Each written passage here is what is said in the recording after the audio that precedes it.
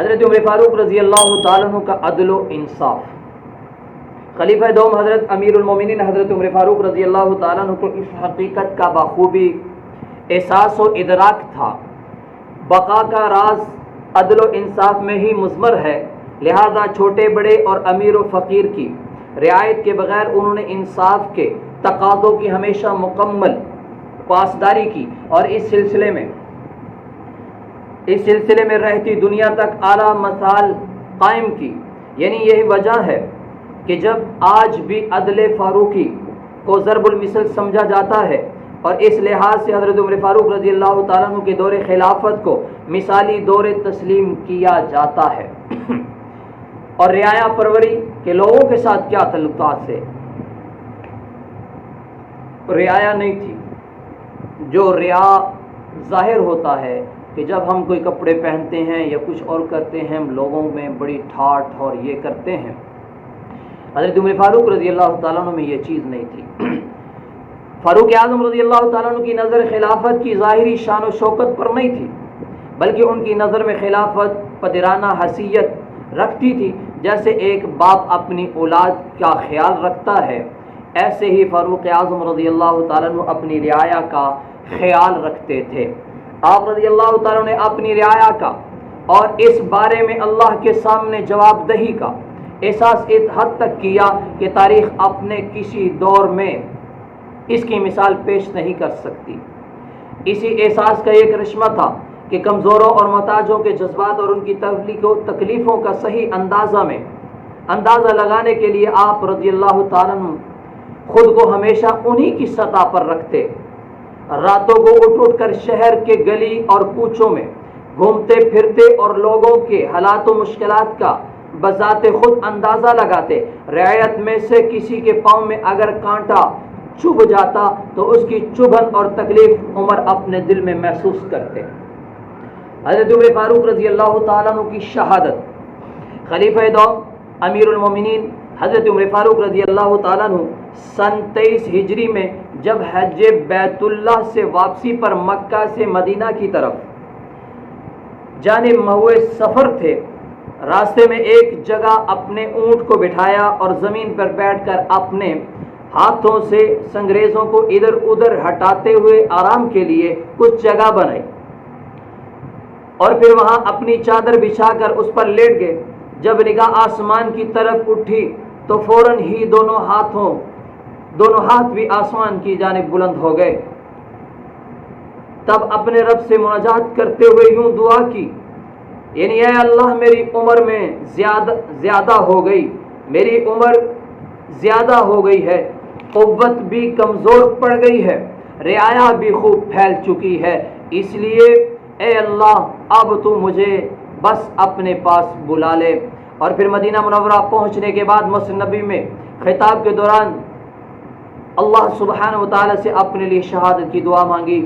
لیکن پھر فوراً ہی فرمانے لگے انا لی شہادہ، یعنی میرے نصیب میں شہادت کہاں. اس جملے سے غالباً مقصد یہ ہوگا کہ مختلف محاذوں پر جو اسلامی افواج اللہ کے دین کی سربلندی کی خاطر مصروف جہاد ہیں، وہ تمام علاقے مدینہ سے بہت دور سینکڑوں بلکہ ہزاروں میلوں کی مسافت پر ہیں. لہذا محاذ جنگ سے اس قدر دور یہاں مدینہ منورہ میں بیٹھے ہوئے شہادت کی توقع کس طرح کی جا سکتی ہے. اور پھر قدر توقف کے بعد خود ہی یوں فرمانے لگے، یعنی وہ اللہ جس نے اپنے فضل و کرم سے مجھے مکہ سے مدینہ پہنچا دیا، یقیناً وہ اس بات پر بھی قادر ہے کہ میرے لیے شہادت کو بھی یہی مدینہ میں ہی پہنچا دے. اس واقعہ کے بعد محض چند روز ہی گزرے تھے کہ ماہ ذی الحجہ کے آخری دنوں میں ابو لؤلؤ فیروزی نامی مجوسی غلام نے آپ رضی اللہ تعالیٰ عنہ کے قتل کا منصوبہ بنایا. اس مقصد کے لیے اس نے 1000 بڑا زہر آلود خنجر بھی تیار کیا. ایک روز نماز فجر سے پہلے ہی اندھیرے کا فائدہ اٹھاتے ہوئے وہ مسجد کے کسی کونے میں چھپ کر بیٹھ گیا، اور جب نماز کا وقت ہوا حضرت عمر بن خطاب رضی اللہ تعالیٰ عنہ حسب معمول امامت کے لیے آگے بڑھے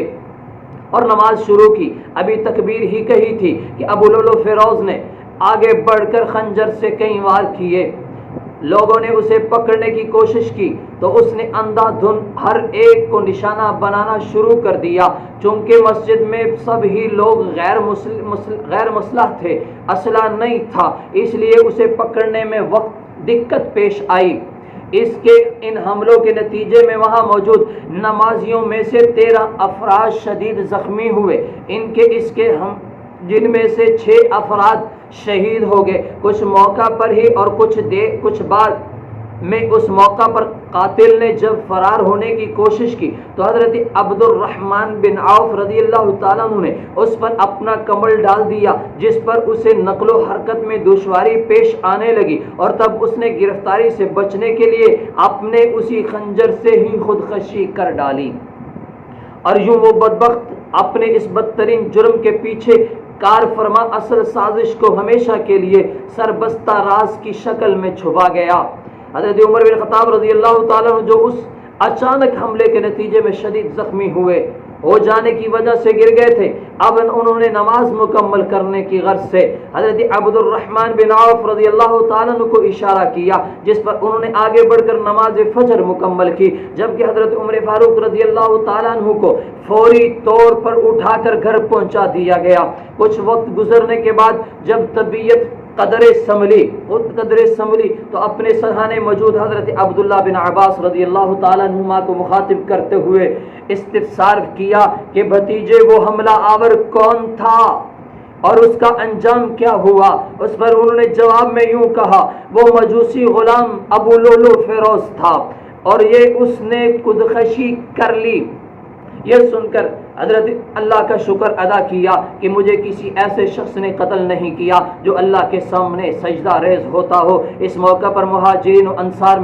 میں سے کبار صحابہ نے مشورہ دیتے ہوئے کہا، اے امیر المومنین، آپ اپنا جانشین مقرر کر دیجئے تاکہ اختلاف و افتراق کی نوبت نہ آئے۔ اس پر حضرت عمر فاروق رضی اللہ تعالیٰ عنہ نے کچھ چھ حضرات کے نام گنواتے ہوئے فرمایا کہ رسول اللہ صلی اللہ علیہ وسلم کے نزدیک ان 6 حضرات کی خاص حیثیت تھی، آپ صلی اللہ علیہ وسلم ان سے ہمیشہ خوش رہے اور تادم میں آخر راضی و مطمئن رہے، لہذا یہی 6 افراد باہم مشاورت کے بعد آپس میں سے ہی کسی کو منصب خلافت کے لیے منتخب کر لیں۔ وہ 6 افراد یہ تھے: حضرت عثمان بن عفان رضی اللہ تعالیٰ عنہ، حضرت علی ابن ابی طالب رضی اللہ تعالیٰ عنہ، حضرت عبد الرحمن بن عوف رضی اللہ تعالیٰ عنہ، حضرت سعد بن ابی وقاص رضی اللہ تعالیٰ عنہ، حضرت طلحہ بن عبید اللہ رضی اللہ تعالیٰ عنہ، حضرت زبیر بن عوام رضی اللہ تعالیٰ عنہ۔ نیز اس موقع پر یہ تاکید فرمائی گئی کہ ان 6 حضرات میں سے کسی ایک کے انتخاب کا یہ کام زیادہ سے زیادہ 3 دن کی مدت میں بہر صورت تہ پایا جائے تاکہ معاملہ طول نہ پکڑنے پائے اور یوں منافقین اور خفیہ دشمنوں کو بھی کسی سازش کا موقع نہ مل سکے۔ حضرت عمر بن خطاب رضی اللہ تعالیٰ عنہ نے اس قاتلانہ حملے کے نتیجے میں زخمی ہونے کے بعد یہ تاکید کی تھی کہ نئے خلیفہ کے انتخاب تک ان کی جگہ مسجد نبوی میں نماز صہیب رضی اللہ تعالیٰ عنہ پڑھائیں گے۔ چنانچہ اس دوران نیز حضرت عمر فاروق رضی اللہ تعالیٰ عنہ کی شہادت کے بعد بھی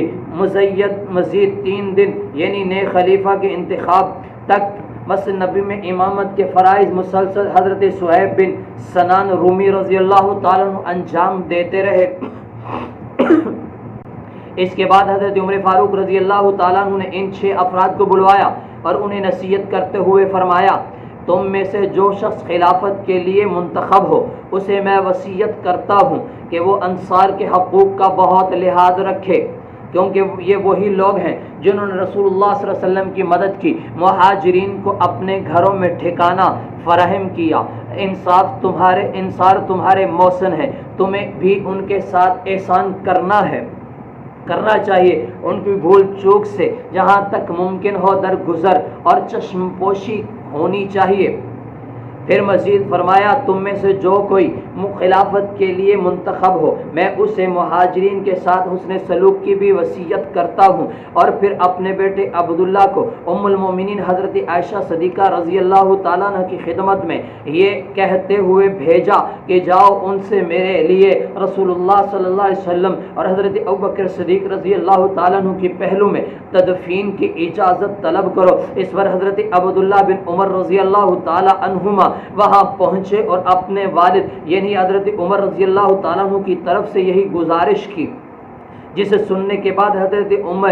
ام المومنین حضرت اما عائشہ صدیقہ رضی اللہ تعالیٰ عنہ کی آنکھوں سے آنسو آنے لگے، رواں ہو گئے اور فرمایا میں اس جگہ کو اپنے لیے محفوظ رکھنا چاہتی تھی، مگر آج میں عمر کو خود پر ترجیح دیتی ہوں۔ 26 ذی الحجہ سن 23 ہجری بروز بدھ قاتلانہ حملے کے نتیجے میں زخمی ہونے کے بعد چوتھے روز یعنی یکم محرم سن 24 ہجری بروز اتوار 63 برس کی عمر میں رسول اللہ صلی اللہ علیہ وسلم کے خاص ساتھی اور جلیل القدر صحابی خلیفہ دوم حضرت عمر امیر المومنین حضرت عمر فاروق رضی اللہ تعالی عنہ اس جہان فانی سے کوچ کرتے ہوئے اپنے رب سے جا ملے۔ نماز جنازہ حضرت صہیب بن سنان رومی رضی اللہ تعالی عنہ پڑھائی۔ مسجد نبی میں رسول اللہ صلی اللہ علیہ وسلم اور خلیفہ اول حضرت ابوبکر صدیق رضی اللہ تعالی عنہ کو پہلو میں سپرد خاک کیے گئے۔ اللہ تعالی جنت الفردوس میں ان کے درجات بلند فرمائے۔ نیز ہمیں وہاں اپنے حبیب صلی اللہ علیہ وسلم اور تمام صحابہ کرام رضوان اللہ تعالی علیہم اجمعین کی صحبت و معیت کے شرف سے سرفراز فرمائیں۔ وآخر دعوانا ان الحمد للہ رب العالمین۔